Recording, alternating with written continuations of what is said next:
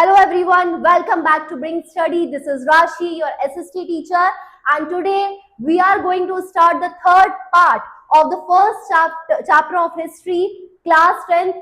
इसके second part तक हम ऑलरेडी पढ़ चुके थे कि किस तरह से 1848 में रिवॉल्यूशंस हुए थे, किस तरह से फाइनली वुमेन को विजिटर्स गैलरी में बैठने का राइट मिला था और किस तरह से सारे रिवॉल्यूशनरीज को यूनिवर्सल एडल्ट फ्रेंचाइज के थ्रू एक्टिव सिटीजन्स को क्या दिया गया था, राइट टू वोट।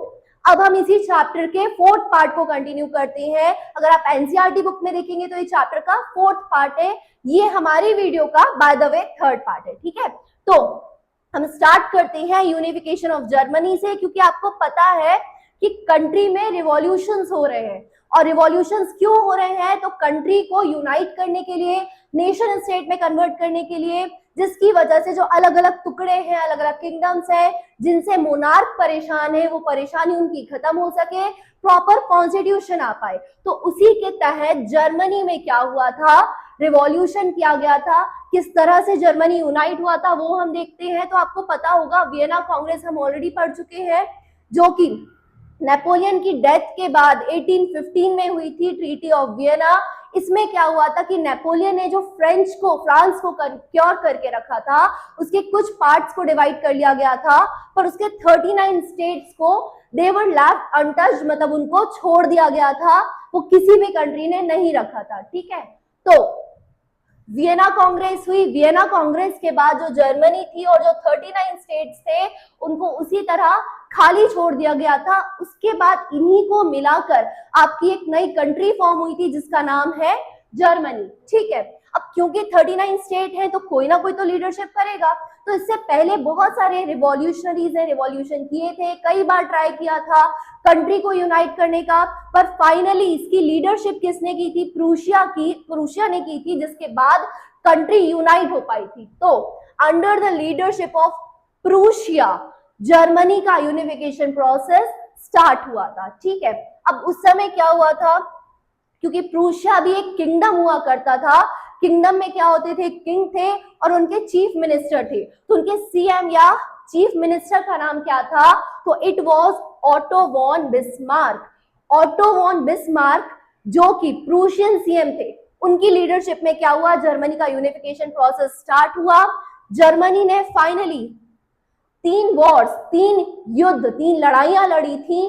कितने सालों तक ये 3 लड़ाइयां चली थी? तो लगभग 7 सालों तक सीएम ऑटो वॉन बिस्मार्क की लीडरशिप में लड़ाइयां हुई। किस किस से प्रूशिया ने फाइट की और किन किन एरियाज को जीता? तो इसका एक कोड है फैड। फैड मतलब होता है फ्रांस, ऑस्ट्रिया एंड डेनमार्क। तो फ्रांस, ऑस्ट्रिया, डेनमार्क, इन 3 कंट्रीज के अगेंस्ट प्रूशियन किंग, जो प्रूशियन सीएम है, उसने फाइट की थी और फाइनली इन तीनों जगहों को जीत लिया था।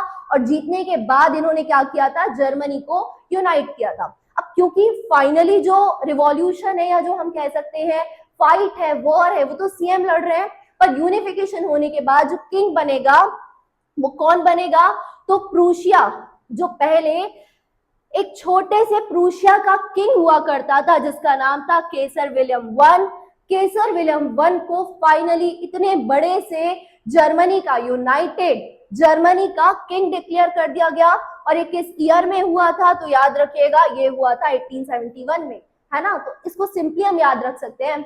ऑटो वन बिस्मार्क थे प्रूशिया के सीएम, उनके किंग थे केसर विलियम वन। उन्होंने 3 लड़ाइयां लड़ी थी 7 सालों तक। उसका कोड है कि किस किस के अगेंस्ट लड़ी थी, तीनों में वो जीत गए थे, यूनाइट हो गए थे। और यूनाइट होके क्या बना दिया गया? केसर विलियम वन को किंग बना दिया गया। ये सिंपल सा प्रोसेस है जर्मनी यूनिफिकेशन का। अगर आप बुक्स में देखेंगे तो शायद थोड़ा सा कॉम्प्लिकेटेड मिले, बट अगर आप इसको स्टेप वाइज याद रखते हैं तो it will be very helpful for you. चलिए अब हम देखते हैं यूनिफिकेशन ऑफ इटली। अच्छा, वन मोर थिंग जो मैं इसमें बताना भूल गई, यहाँ पे जो जर्मनी का यूनिफिकेशन प्रोसेस है और जब उनको किंग बनाया जा रहा था तो किस जगह पर बनाया जा रहा था, उसका नाम आपको याद रखना है। It was hall of mirrors. Hall of mirrors place में केसर विलियम वन को क्या बनाया था? किंग बना दिया था। ठीक है, चलिए now the next one is unification of Italy. तो इटली भी क्या था, जब कंबाइन होना था तो शुरुआत में इटली एक प्रॉपर किंगडम नहीं था। Italy was divided into 7 state, मतलब 7 छोटे छोटे स्टेट्स में, किंगडम्स में, या कह सकते हैं 7 टुकड़ों में इटली क्या था, डिवाइड हुआ करता था उस समय केवल एक एरिया था, दैट वॉज सर्दिनिया पार्डमोंट, जो किसके अंडर में आता था, ये आता था इटली या इटालियन प्रिंसली हाउसेस की, मतलब उस 7 पार्ट में सिर्फ एक part actually Italian princely house के अंडर में आता था। उस पार्ट का नाम क्या है, सर्दिनिया पार्डमोंट। उसके अलावा अगर आप देखें तो जो नॉर्दर्न इटली था, नॉर्थ इटली था, वहां पे ऑस्ट्रियन हैब्सबर्ग एम्पायर रूल करता था। सेंट्रल पार्ट में पोप रूल करते थे। अब पोप्स कौन होते हैं, तो क्रिश्चियंस में जो हाईएस्ट अथॉरिटी, रिलीजियस अथॉरिटी रहती है, उन्हें बोला जाता है पोप। पोप चर्चेज में ये होते हैं, ठीक है। उसके बाद सदर्न पार्ट में कौन थे, बर्बन किंग, मतलब यहाँ पे बर्बन डायनेस्टी रूल किया करती थी। इस तरह से अलग अलग पार्ट्स में क्या था, पूरा इटली डिवाइडेड था। अब क्योंकि आपने ऑलरेडी ज्यूसेप मजनी के बारे में पढ़ा हुआ है कि ज्यूसेप मजनी ने बहुत सारी क्या बनाई थी, सीक्रेट सोसाइटीज। हमने पढ़ा था यंग इटली और यंग यूरोप, तो ये सारी सीक्रेट सोसाइटीज किसने बनाई थी, ज्यूसेप मजनी ने। मतलब उन्होंने भी कई बार ट्राई किया था इटली को यूनाइट करने का, बट किंग्स के प्रेशर की वजह से इटली को वो यूनाइट नहीं कर पाए और रिवॉल्यूशनरीज को सप्रेस कर दिया गया। ज्यूसेप गैरिबल्डी भी आपको आगे पढ़ने को मिलेंगे। ज्यूसेप मजनी, ज्यूसेप गैरिबल्डी, ये सारे क्या थे, रिवॉल्यूशनरीज थे। अब यहाँ पे आप देखिए, जैसे वहां पे हमने जर्मनी यूनिफिकेशन में देखा था कि प्रूशिया की लीडरशिप में चालू हुआ था। यहाँ पे सर्दिनिया पार्डमोंट ने क्या किया, इसने बीड़ा उठाया किसको आजाद करने का, तो इटली को आजाद करने का। तो फाइनली सर्दिनिया पार्डमोंट के जो किंग थे, जिनका नाम था विक्टर इमैनुअल टू, तो विक्टर इमैनुअल टू की लीडरशिप में सर्दिनिया पार्डमोंट ने क्या किया, यूनाइट किया पूरे इटली को। अब जैसे वहां पर सीएम ने फाइट की थी, यहाँ पे भी सीएम ही जाएंगे वॉर करने, इनकी लीडरशिप में ही सारी वॉर्स होंगी। यहाँ के सीएम का नाम क्या था, काउंट कैवर, या पूरा नाम आपको देखने को मिलेगा काउंट कैमिलो डे कैवर। तो ये पूरा नाम आपको याद रखना है, काउंट कैवर भी आप एग्जाम में लिख सकते हैं, that will be totally fine, ठीक है। और फाइनली जब इटली सारी वॉर्स जीतता गया, सदर्न इटली जीता इसने, फिर और धीरे धीरे करके पूरे बर्बन किंग्स को थ्रो आउट किया, सारी जगह जब इसने पूरे 7 पार्ट्स जीत लिए, तो फाइनली इटली को यूनाइट कर दिया गया। अब क्योंकि इटली यूनाइट हुआ, ईयर किस ईयर में याद हुआ, तो 1861। जर्मनी कब हुआ था, 71 में। ये कब हुआ, 61, मतलब कि जर्मनी से 10 साल पहले। और क्योंकि अभी यूनाइट हो चुका है, तो एक प्रॉपर यूनाइटेड इटली की एक कैपिटल होगी, और यहाँ की कैपिटल किसको डिक्लेयर किया गया, तो रोम को।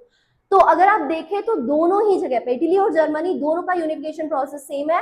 किसी एक पार्ट ने इनिशिएट किया होगा, उस पार्ट का कोई ना कोई किंग होगा, किंग की तरफ से सीएम लड़ने जाएगा, वॉर्स होंगी, वॉर्स होने के बाद कंट्री यूनाइट हो जाएगी। ये दोनों ही जो की फीचर्स है, ये इटली में भी जर्मनी में भी, दोनों में एप्लीकेबल है, तो आपको ये याद रखना है, ठीक है। उसके बाद हम देखते हैं ब्रिटेन का यूनिफिकेशन। तो ब्रिटेन किस तरह से यूनाइट हुआ, तो अगर आप देखें तो शुरुआत में यहाँ पे जो आइलैंड है, कुछ इस तरह से आइलैंड ग्रुप है। तो ब्रिटेन की जब हम बात करते हैं तो हम एग्जैक्टली किसी प्रॉपर पार्ट को डिफाइन नहीं करते, हम पूरे ब्रिटेन को बोलते हैं। बट इनिशियली देखा जाए तो ब्रिटेन क्या था, 3 पार्ट्स में डिवाइडेड था, that was the Wales, England, Scotland. अब यहाँ पे जो इंग्लिश लोग रहा करते थे इंग्लैंड में, इन्होंने क्या सोचा कि हम क्या करते हैं, अपनी कंट्री को एक्सपैंड करते हैं, जितना हो सके उसको बढ़ाते हैं, क्योंकि किंगडम्स में किंग्स का मेन पर्सपेक्टिव यही होता है। तो फाइनली इन्होंने क्या किया, सबसे पहले वेल्स को कैप्चर किया, स्कॉटलैंड को कैप्चर किया। अब जब भी ये किसी भी कंट्री को कैप्चर करते थे तो उस कंट्री में इनकी बातें मानी जाए, इनकी भाषा बोली जाए, ये चीजों को वो इंश्योर करते थे। तो फाइनली इंग्लैंड ने जब स्कॉटलैंड को कैप्चर किया था, तो यहाँ की स्कॉटिश लैंग्वेज को हटाकर इंग्लैंड वाले क्या कर रहे थे, अपनी इंग्लिश लैंग्वेज को इम्पोज किया करते थे, जिसका स्कॉटिश लोगों ने इनिशियली तो काफी विरोध किया, और उसके बाद स्कॉटलैंड को क्या कर लिया गया, इंग्लैंड में मर्ज कर लिया गया। तो जब ये तीनों पार्ट मर्ज हुए, इसे क्या बोला गया, ब्रिटेन, ठीक है, याद रखिएगा। इस पूरे पार्ट को क्या बोला जाता है? ब्रिटेन। मतलब वेल्स, इंग्लैंड और स्कॉटलैंड को क्या बोला जाता है? ब्रिटेन। पर फाइनली जब इन्होंने सोचा कि अब इतने से काम नहीं चलेगा, हम थोड़ा सा किंगडम को और एक्सपैंड करते हैं, तो इनके पास ही एक आइलैंड था जिसका नाम आयरलैंड ही था, ठीक है। तो इन्होंने सोचा कि हम क्या करते हैं, आइलैंड को कैप्चर करते हैं। तो जब ये आइलैंड की तरफ बढ़े तो यहाँ पे क्रिश्चियंस रहा करते थे, कैथोलिक और प्रोटेस्टियंस। यहाँ पे कैथोलिक क्रिश्चियंस ने तो इसका पार्ट बनना चाहा, वहीं प्रोटेस्टियंस ने क्या किया, प्रोटेस्ट किया, और वो नहीं चाहते थे कि वो कभी भी ब्रिटेन का पार्ट बने। इस वजह से कंट्री के अंदर ही क्या हो गए, रिवोल्ट चालू हो गए, जिसमें नदर्न आयरलैंड फाइनली ब्रिटेन का पार्ट बन गया। वेयर एज जो आपका सदर्न आयरलैंड था, ये क्या बन गया, republic of Ireland, which is again the individual country. ये अभी भी एग्जिस्ट करती है as individual country. Whereas ये सारे पार्ट मतलब नदर्न आयरलैंड, स्कॉटलैंड, इंग्लैंड और वेल्स, ये सारे मर्ज हो चुके हैं, या हम कह सकते हैं ब्रिटेन और नदर्न आयरलैंड भी मर्ज होके इन्होंने एक नया एरिया बनाया जिसका नाम क्या था, यूके, या हम इसको फुल फॉर्म में कह सकते हैं United kingdom of great Britain. ठीक है, याद रखिएगा, this one is Britain and ये पूरा क्या था, United kingdom of great Britain. अब क्योंकि ब्रिटेन बना है तो किसी ना किसी ट्रीटी के तहत बना होगा, तो यहाँ पे एक ट्रीटी थी, एक एक्ट था, which was act of union, जो 1707 में पास हुआ था।